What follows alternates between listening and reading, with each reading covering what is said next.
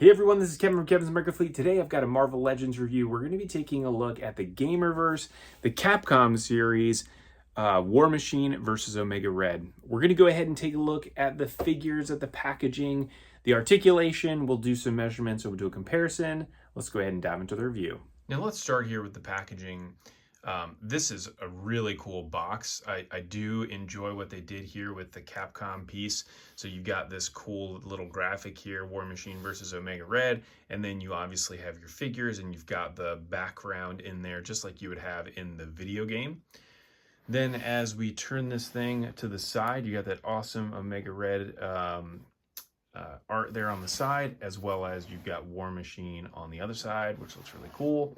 And then on the back, again, I really love what they did here with the Capcom piece to this, where you got all of your little life bars and then all of your different people that are going to be on your team. It does have a little bit of copy there on the very top, which is cool. Now, before we go too far, I do want to take some measurements of this. So for any collectors out there who do want to keep this thing in the box to be able to show it off that way. So this guy is about 1 foot long and roughly 8 3/4 inches tall. Might be exactly 8 3/4 inches tall. And then about 2.5 inches deep. So if you were planning to keep this in the box, those are some measurements you could consider as you're thinking about your display. Now we'll start here with the accessory. So if we go with War Machine has 4 different hands. So he's got his 2 fists, and then he has 2 different hands here that have the palms out like that. So you can see what that looks like. He's got like a little peg there in the middle to be able to connect something to it.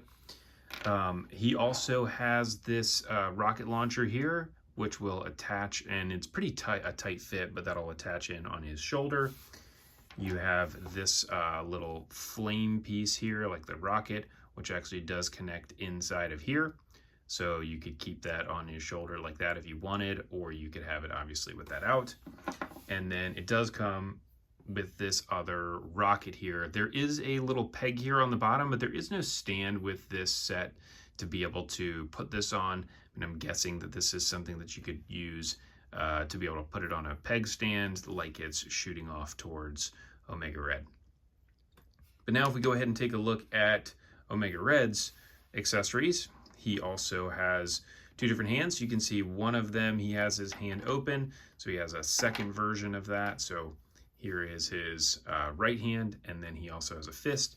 And then he has 4 of these different tentacles, so he has 2 smaller versions, which are right here. And these guys are about 2 inches long or so between the 2 of them. And then you have the longer version of these tentacles, which are way longer. So this is about 5.5 inches. And so those are the accessories that you get with these guys. Let's go ahead and take a look at the articulation. We're going to start first with the articulation here for War Machine. So we've got a neck joint, so you can see both the neck and the head are moving. Because of this big chest piece here, you can't get a ton of movement out of it, but you can certainly get some. You can get the head to rotate around like that if you wanted. And then you have here on the back, he does have this piece that you can put, again, that rocket launcher on, which does come all the way down to there. And then you can push it back forward and it goes up just about to vertical. He's then got some shoulder movement, which is limited quite a bit just because of this big shoulder piece that's on there. So you can really only bring his shoulder out about that far, but you can turn it around if you wanted to. You could spin it both ways. He's got a joint there at the shoulder, double joint there at the elbow, and then he has some movement here at the hand, but not in the forearm. He's got an ab crunch here. You can see he's got quite a bit of movement on that. And then as we continue down to the legs, he's got some movement here with the hips, so you can get the hips out all the way like that. You've got a joint there at the top of the thigh. He's got a double knee joint as well. And then he does have some foot articulation there also. He's got all types of swiveling that he can do. Now, from a deco perspective, I do like this version of War Machine. I don't have any of the other Iron Man figures at this point, but the blue metallic color is really cool. And again, it's a great callback to the video game, so I do enjoy that.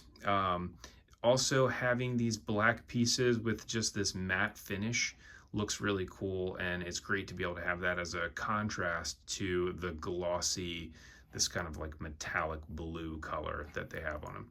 So then there he is again from the back. Now, if we look at him from a size perspective, I was very surprised to see with these figures how big they were relative to some of the other Marvel figures that I have. And so I did want to measure him. So he is about 6.5 inches or so when he's fully upright like this. And we could maybe get him just a little bit taller than that, which again was a bit surprising. I wasn't expecting it to be that big. I don't know that I had that much of an expectation, to be honest, but when I did see him, I was thinking, wow, that they look closer to like the McFarlane DC items and figures where they're a lot bigger. But now let's go ahead and take a look at Omega Red. So now we'll start here with his articulation. So going from the head, he does actually have this little part of his ponytail does spin around, which is pretty cool, and it can move around quite a bit. But there isn't a ton of head movement that you can get. So just because of these big shoulder pads that he's got on there and the amount of hair that he has, you can't really move his head a lot. Now these pieces do come off and you can slide them down like that. There is a little peg on the inside right there, which you can push down into that little hole to be able to hold them in place. But his head doesn't get a ton of movement just because of that. So you can move it a lot more if you were to actually remove those pieces, but then he doesn't quite look the same. So either way, he doesn't have any neck movement. It's just a ball joint there on the head. Then his arms, again, you can get out just about out to there. He does actually have this little swivel joint there on the inside, so you can get his arms to move back and forward quite a bit, which is nice. And they don't get obstructed by this big shoulder piece here because it will move some as you move the arms. It's got a swivel there at the bicep, double elbow joint, and then does have some wrist movement as well. Forearms do not rotate. He has definitely some movement there in the diaphragm, so you can get him to go forward and back quite a bit. Doesn't quite click in place, but it does look still pretty good for him to be back in that position. With the hip joints, you can see the hips come out pretty good. It's got that swivel at the top of the leg. He's got the knee bend, double knee joint there, and then his foot movement is about normal, lots of different swiveling and stuff. So you can, if you were to take the figure apart, you can actually remove this whole piece here. This belt is actually loose as well. So you can take both of the shoulder pads off and then be able to remove the whole thing off of him if you wanted to do that. But again, kind of like I was saying with War Machine, this guy's a lot bigger than I was anticipating. And I did not believe that he was as big as he is. But if we go ahead and do a measurement here, he is almost 7.5 inches tall.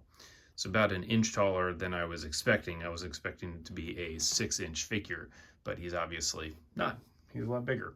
So looks closer to like the Venom version that I have, the 80th anniversary version, but we'll take a look at a couple comparisons here in just a minute. So try to get these guys to look similar to what they look like on the back of the package. So here you've got War Machine set up, and then you have Omega Red there with the tentacles out. Couldn't quite get his arms to be in the same position as what they're showing in the actual picture there on the back of the packaging, but overall that's kind of what they look like. And obviously tons of different poses that you could do with all of these guys, to be able to change out the hands, to be able to change out the tentacles. And there's been some great videos out there. I've seen an awesome stop motion of playing with these guys and being able to create a ton of different types of scenes. But overall, I think these are really cool, great addition to the collection. So let's go ahead and do a couple quick comparisons. So here they are compared to first our 85th version of Venom or 85th anniversary Venom. And again, with the Venom figure, one of the largest figures that I had to date until I got Strife from one of the packages. So then being able to see what this guy looks like compared to these others. Hadn't really expected them to be this big, but that is that.